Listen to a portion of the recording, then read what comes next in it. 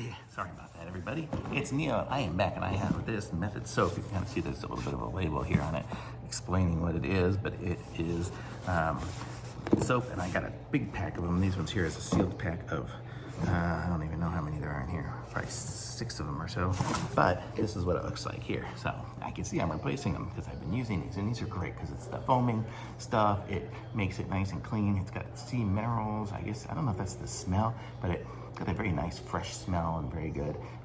It's perfect for the bathrooms. I just go and put one of these in each of the bathrooms. People seem to think it's very nice and fancy, fancier than just some of the bar soap or other crappy soap that I've had in the past. So I'm gonna say these Method ones are good. I bought a big box of them, so I'm all set to go. So Method's good, so thumbs up for me on these. Links in the description. Like this video, subscribe to my channel, and I'll be back with some more reviews soon.